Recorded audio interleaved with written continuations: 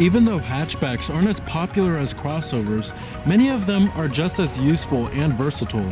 Unless you need all-wheel drive, many consumers should take a second look at choosing a hatchback over a crossover, and one perfect example is the Honda Fit. So let's go ahead and check out and take a closer look at the 2017 Honda Fit.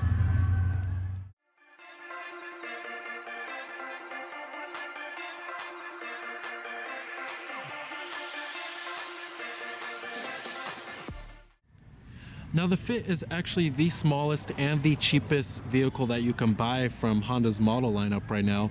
And it also shares the same platform with the Honda HR-V. They're very closely related to each other. And the HR-V, of course, sits up a little bit higher and also offers all-wheel drive, while the Fit only comes in front-wheel drive. Now the Fit has been in this generation since the 2015 model year. Not much has changed for 2017.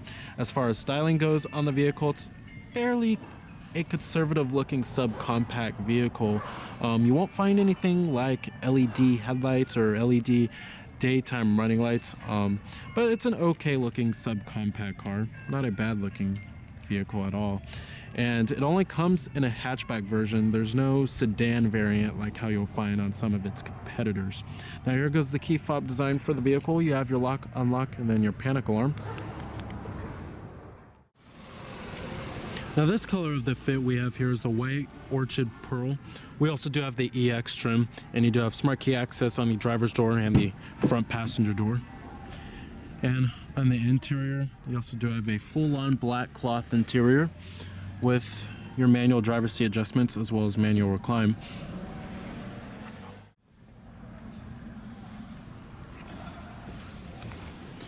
All right, now stepping on inside of the Fit here, as you can see, features a pretty modern and stylish interior design, especially for a subcompact car. There's many other vehicles in this class that feel downright cheap. And our EX features push-button ignition, which is nice. And what you're hearing there is a 1.5 liter four-cylinder engine.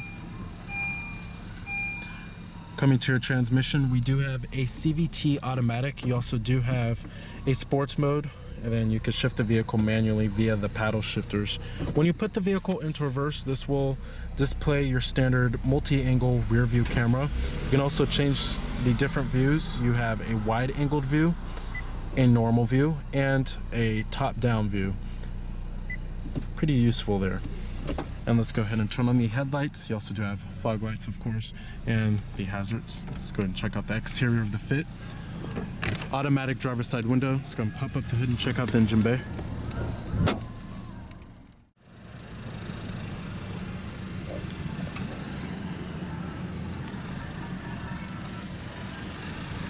You have decent looking 16-inch alloy wheels. Coming up front here, you will find halogen headlights with your fog lights down below.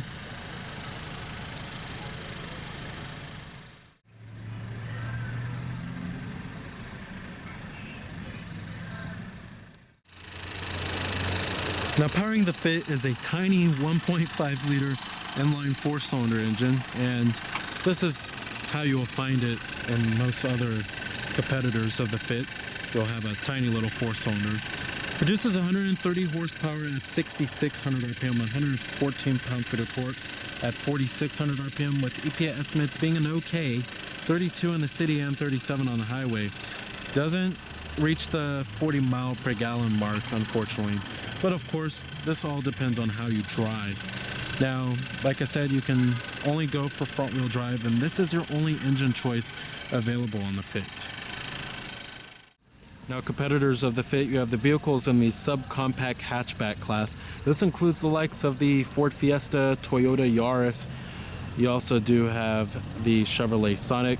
Not too many vehicles in this class.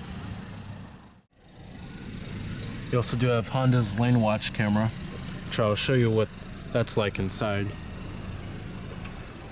Coming to the rear of the Fit, you have LED brake lights, as well as a rear window wiper and a rear window defroster.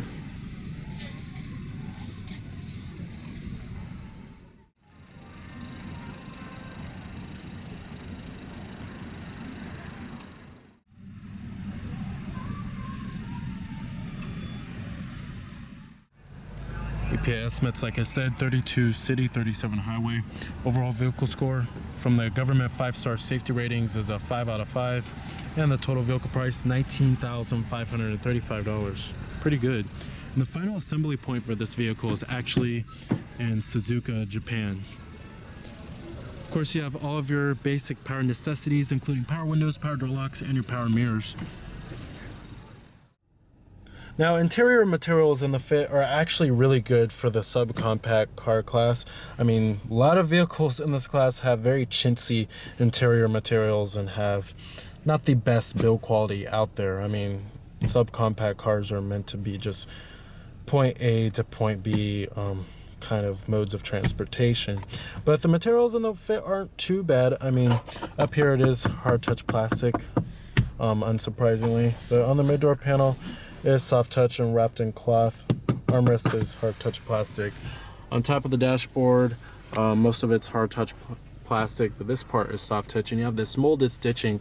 Gives it a much more premium vibe inside of here. I really do like that, and I love the painted aluminum trim that runs throughout the whole interior. That certainly gives the interior much more contrast, but not a bad looking interior from what is supposed to be a pretty cheap kind of vehicle.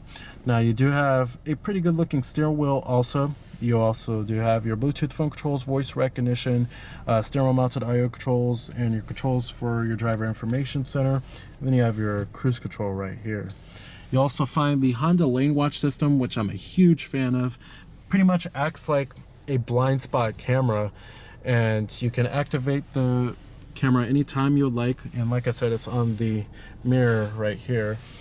And every time you signal to the right, it'll display up on the screen, and you can turn it off if you would like, if you don't want it to come up while you have your right turn signal on. Now, coming to the gauges in the instrument cluster, fairly traditional looking setup, except for the driver information center is on the right. Usually vehicles will have the driver information center right in the center. But on the left, you do have your tachometer, and in the center, you will find your speedometer. And on the right shows you your instant fuel economy, and then your fuel gauge, as well as your digital clock, your trip odometer. And it'll also show you things like your exterior temperature readout. Pretty basic though. Then you do have your manually dimming rearview mirror, as well as your sunroof. Not too bad for an EX trim.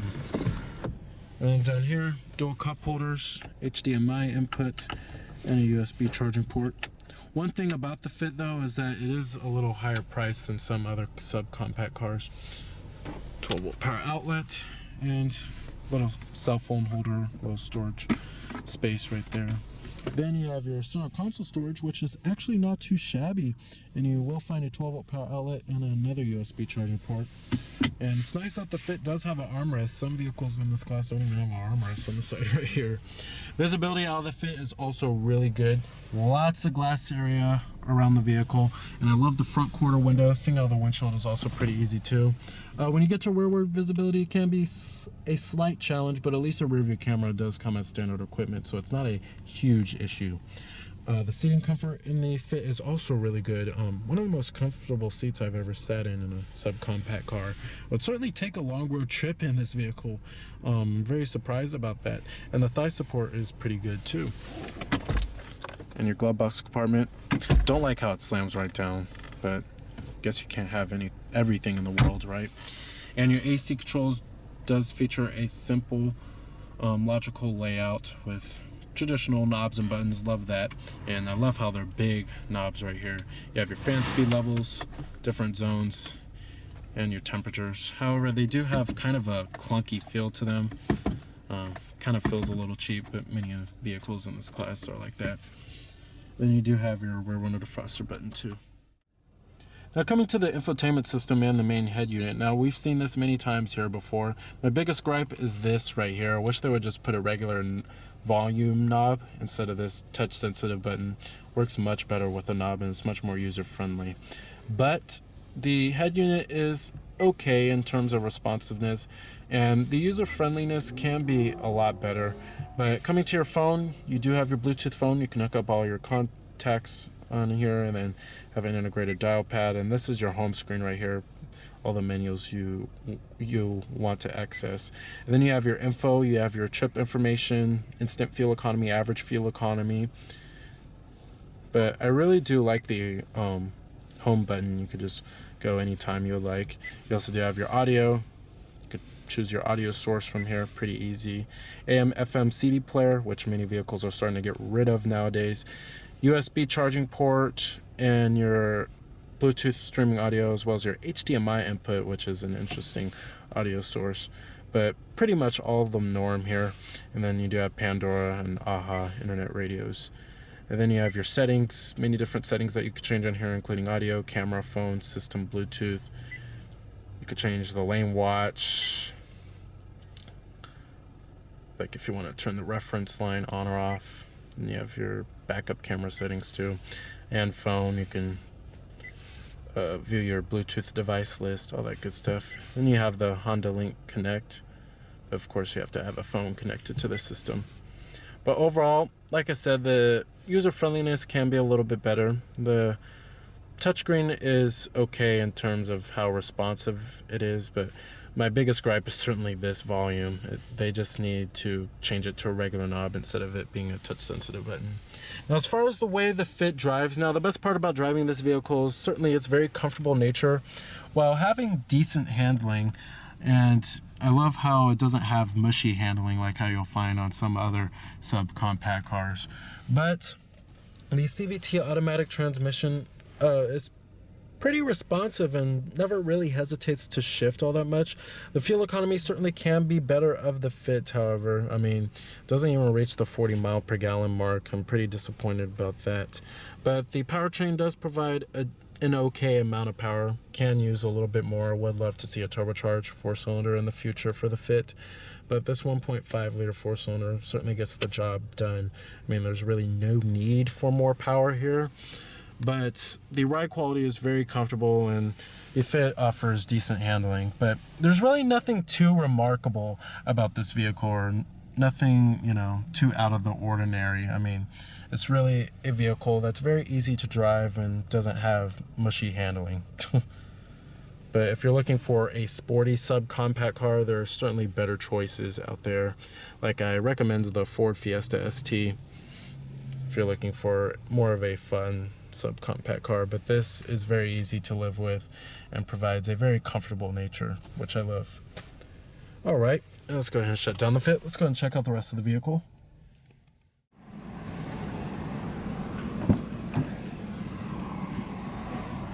Interior materials do follow through in the rear. Still hard touch plastic on the upper door panel and armrest, but soft touch on the mid door panel wrapped in cloth. What's nice about the Fit is that all 3 headrests are adjustable back here. The rear seats also do fold down, 60-40 split.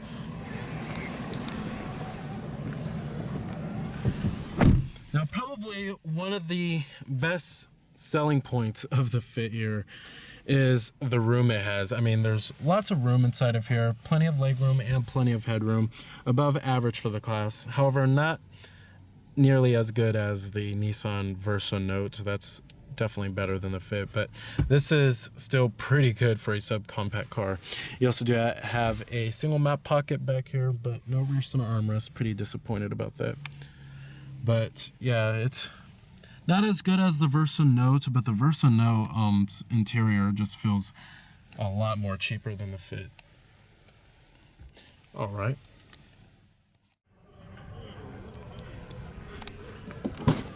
Now, like I said, the rear seats do fold down, and you'll actually find plenty of cargo space back here. And to fold the rear seats down, you just pull up on this tab and then push the seats down. Easy as that. Very easy mechanism there. So with its easy to live with nature, its roomy and comfortable interior, and plenty of features available, the 2017 Honda Fit makes for an excellent choice for a subcompact car. So remember that this is Cameron Birch from Cameron's Car Reviews.